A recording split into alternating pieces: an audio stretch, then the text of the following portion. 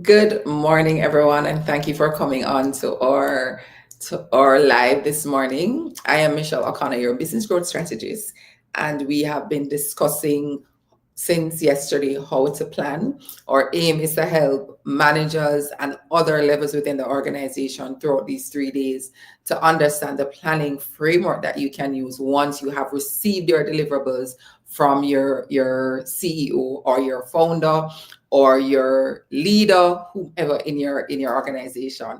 And also for you, the CEOs, if you have other team members in your organization who you're going to be handing these plans to, it's important that they understand what to do with it once they get it. And that is what these days have been designed to do. Again, we're on for 30 days. We're at day 22. I can't believe we've gone this long. We're at day 22 of our 30-day business growth action plan challenge.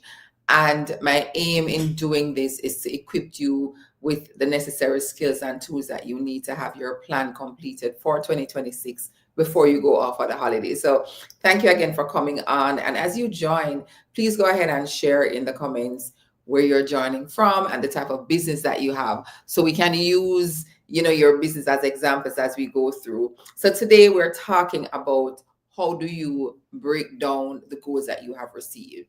And I want to remind you why this is important.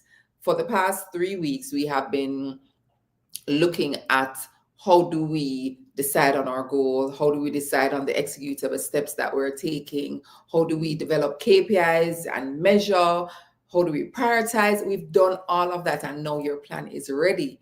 But I have realized from my experience that what stops execution from happening is you're taking this plan and you're going to your marketing manager and you're saying to them, here is the marketing plan, or they've agreed because they've been in the room, but human beings are executing those activities.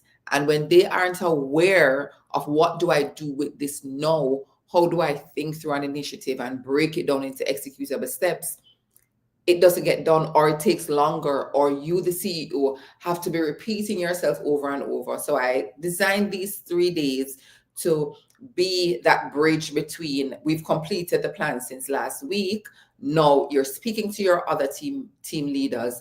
These 3 days is designed to be the bridge between you, the CEO, and your managers. So I'm giving everybody now what you need in order to execute once we go over on this side. So again, thank you for joining. We're going to be teaching today. So I want you to be paying attention to the screen as I share with you. Thank you for coming on. Please let me know if you have any questions. How have you been finding the challenge thus far? I'd love to hear from you as we go through. So let's jump right into it.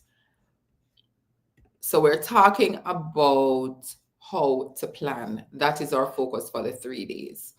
And we know from the conversations that we've been having that there's a challenge why the planning fail.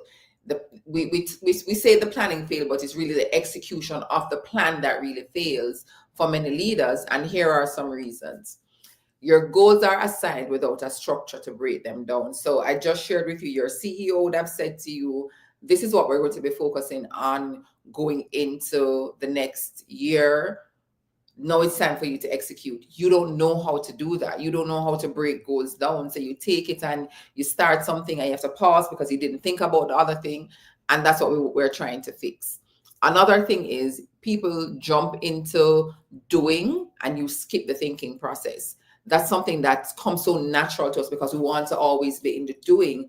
But when you pause, like we've paused over the past 22 days to think through what activities do we need to take in order to achieve our goal, and that's what you now need to do. So it's important that we remember as I'm sharing this, that the planning doesn't stop at the CEO's level. The planning continues to all levels of the organization. And that is why having this conversation is important. When the CEO plans, they break down. Then it goes to the managers, they are also breaking down. It goes to the team member, they are also breaking down. So planning continues throughout your organization. That is why it's important for you to understand how to plan. And I hope you're getting that. Hi, Jordan. Thank you for coming on. All right, so let's continue. We are going through why planning fails. No, you jump into the doing without, and you're skipping the thinking process. The other thing that's happening for you is the important dependencies, risk, and timelines are missed. Now, if you joined us before, one of our days we spent talking about identifying dependencies.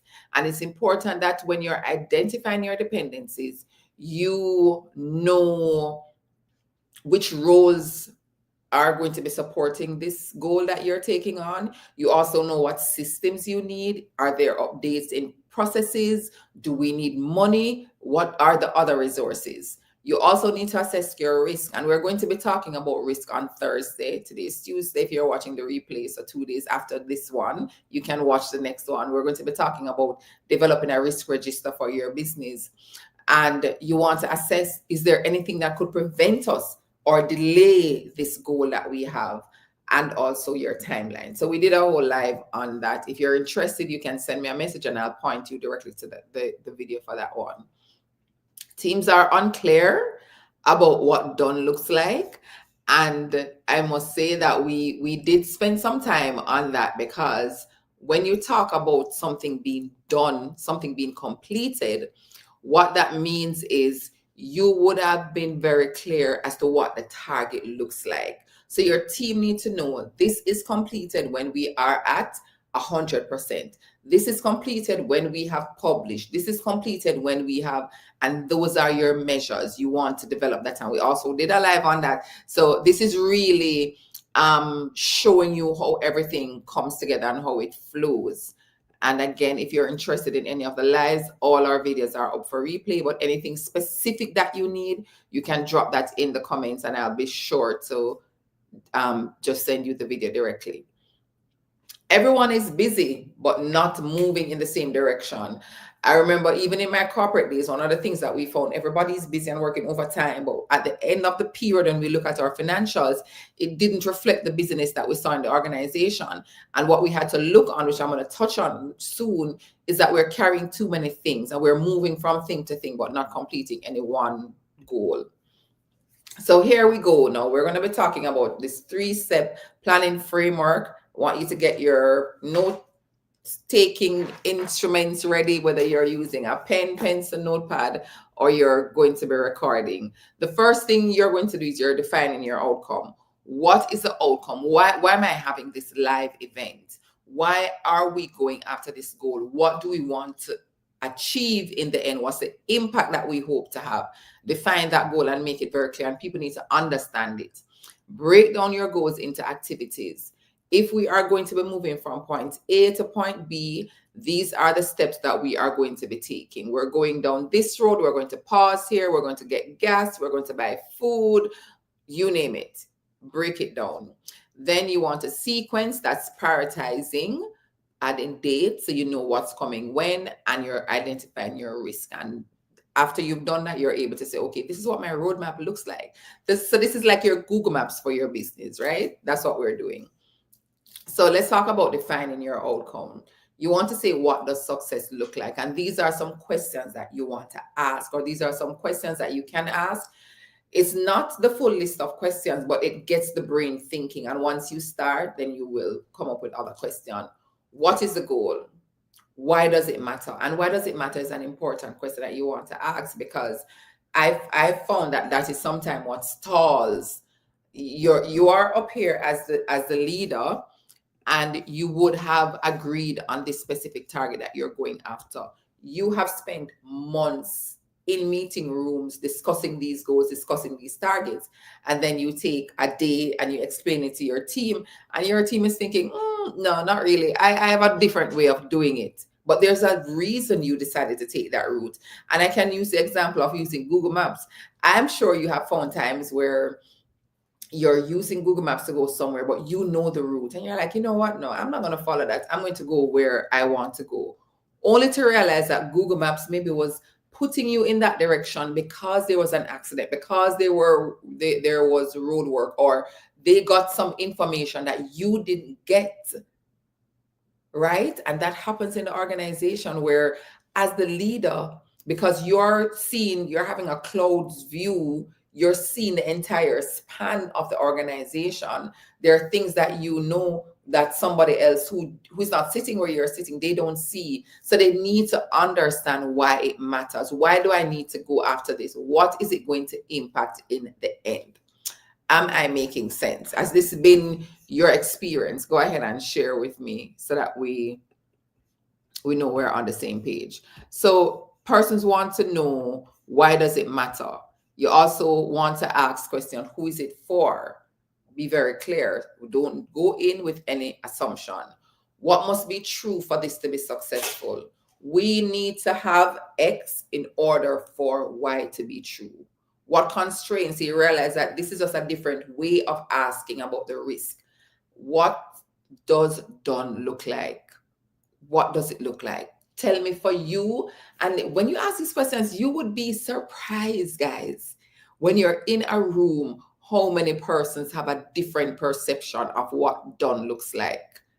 Done means have you ever gotten a service from a company and you feel like they're just ticking the box? Oh, done looks like we got it done. No, it's done looks like I sent the email. No, done looks like you received a response and there was agreement. So be very clear on that.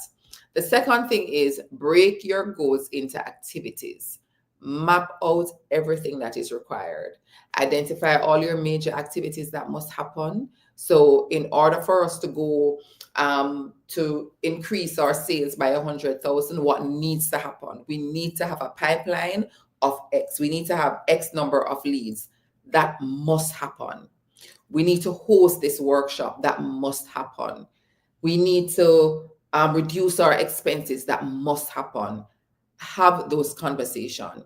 For each activity, ask what smaller steps sits under this. So if we're going to be hosting a sales event where we're going to have our vehicles on display, what are some of the smaller steps that needs to happen? We need to identify what vehicles we're going to be looking on.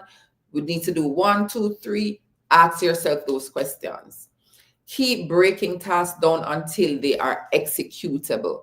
We talk high level a lot of times, and that's not where we want to play. That's not where we want to stay. Where we want to be is, how can we get this thing done? How can we make it executable? Focus on completeness. Marketing, that includes, okay, are we going to need marketing support, operation support, finance support, people, system? That is what makes it complete. When your plan does not have these elements, what tends to happen is, you say you have a plan and it's done, but you've not thought through these things, and you get to the point where you're trying to do it and you can't do it because you didn't think about the money part, and now I have to pause it because it can't get done. So you want to think through all of that. Are we clear? Do you have any questions? Has this been your experience? Right? If so, you can go ahead and let me know. So let's continue. Let's go on now to point number 3. So we're talking about the 3-step framework that you can use for your planning.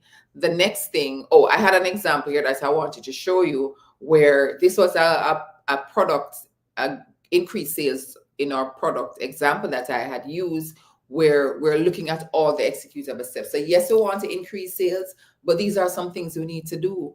Review our current monthly performance. That can give us some information so we're able to make decision going forward. Analyze your customer feedback. Okay, these are some things they're saying. This now gives us information as to what can be improved. Update product and branding. We want to be more present. Maybe we need to change our packaging. These are just examples. Refresh your videos, compile customer testimonials, plan your weekly product promotion. So this is now breaking things down in executable steps. I can review my monthly sales performance by looking at the numbers. Those are things that you can do, right? So the next thing is sequence, which is prioritization, looking at your risk and building out that roadmap. So you're turning your steps into now a workable plan, because you would, if we think of what this example looks like, maybe based on the size of your organization, you probably aren't able to do all of these things. When you put dates to them, you may not be able to do everything. So when you go to sequencing now, you're saying, okay, these are the things happening in January, or because I asked the question, what must happen? I'm choosing my must happen from this list, and that now becomes my priority. So put tasks in a logical order. what needs to happen first. Like if this doesn't happen, everything else falls off. If we have no gas in the vehicle, we're not able to drive. So the first thing is, let's go to the gas station. Then you're going to identify your dependencies. Who or what is needed before action can start. So you're putting your things together. Before you go to the beach, you need to have your swimsuit, you need to have your towel, you name it, you're putting the things together. Spot your risk early. Time, budget, skill gap, approvals, and capacity. All of these are very, very important. Now, I would have said earlier that one of the things that we would have done when we look at our list of initiatives, we're prioritizing what is being done when. If you have one team, say your sales team have a bulk of the work to do in January, you're thinking, okay, they may not have the capacity to take on this other thing that we're talking about. And this is where the capacity conversation comes in when you identify your dependencies. So when you identify your dependencies, you're not just thinking, if we're increasing sales and we're talking about rebranding, I am now dependent on our marketing team. You're spotting the risk early. Do you have any gaps, skill gap that would impact your budget? You name it, right? Assign realistic timelines. Just not don't think of, oh, this is just the best case scenario. No, assign realistic timelines. Ensure you know what needs to happen and what can happen. And that is why if you had spot your risk from early, where you assign timelines to these initiatives, what now happens, you're better able to say, okay, you know what, this is not going to work or this can work. And then you build a roadmap. That's a visible plan. You build a roadmap that shows all the things you're doing in quarter one or month one, whichever way works, or year one, whichever way works for you. And it now shows you, okay, because I often remind persons that when we talk about our planning, remember that your plan is a communication tool. It's a communication presentation. So you have somebody join your company, they're new, you're sharing this document with them that communicates the plan for your organization. You're going to a financial institution to get a grant, to get a loan, you're communicating, these are the ideas that we have. This is our growth plan. This is where we're planning to take the business. You have an investor who is coming in. I would invest, but I need to know about your company. Your plan is that communication tool that you're using. You engage a new team member, you're sharing the plan with them, you're communicating with them where you are thinking of going. So let's continue. Now, what tends to happen? People are like, oh, but what if we do all of these things and it still doesn't happen? No, or let me just share this with you before. So this would have been from our increased sales initiative, and we, sorry, we shared this example before where we're saying these are the initiatives. We would have included our KPIs, we also included our owners, and we also have some timelines. So this is going to help us with our sequencing and our prioritization. You're seeing the different roles. So under owner, we have the CEO, we have customer, we have marketing doing all of these things. You are asking what needs to happen first. If we're going to be updating our product branding, do we need to do the branding before we take photos? Yes, that's why this is being done in March and this is being done in April. So those are some, this is just an example of what we were talking about earlier. So some common mistakes that you make when you're planning. One, you're doing too much at once. And this is because we may not have reviewed our capacity. You're creating tasks that depend on people who are not aware. This is a big gap in organization. You have created an initiative where you want to increase sales and you're talking about rebranding, but marketing don't know that they need to come in and rebrand, or you haven't communicated with your agency, or you're fixing your onboarding process, but you haven't communicated with operations. They need to be aware. You're setting timelines without capacity review. So when you set the timelines, remember that your team members, they have work doing. They're not, hopefully they do, they're not sitting idle. So when you set your timelines, everybody needs to be included. You're missing cost implication. We did a whole session last week on assigning cost your revenue generating initiatives, ensuring that you have a full idea of what is going to cost you. What does my budget look like? You're skipping risk assessment, and I shared earlier that we have a whole session on that, and also assuming that people should know. Let's remove the assumption. There are no dumb questions. Once you're in the room, ask the questions that you need to ask in order to get the responses. So, your action for today, I want you to review the plans that you have. Maybe your team leader would have handed you a plan. You're not exactly sure what you need to do with it. Go ahead and use this as your framework. And if you are in the room and you have your plan documented, but you're not exactly sure how you're going to get it done, or you may have had a plan already, but for some reason it didn't work and you're not really sure, I guarantee you the execution part is the issue, and we are here to work with you. So I'm inviting you to go ahead and book a call with us. Go ahead and send us an email. Let us know we want to enter 2026 with clarity and vision. Michelle, please help us. Here is the link to my calendar. You can book a call there and we'll have a conversation. Do we have any questions before we wrap up? Let me know if you have any questions. And even if you're watching the replay, you can also type your questions. We get alerts on those questions and we can also respond. But I wanted to bridge the gap between handing over the plan to the team member or the leader and the execution. And a lot of times understanding what to do next is a huge gap, and it causes delay and burnout. So I hope you found this helpful. Join us again tomorrow morning at 10 a.m. where we continue with how to plan, and then we'll move into your risk register. Thank you again, and I'm looking forward to seeing you tomorrow. Have a great day.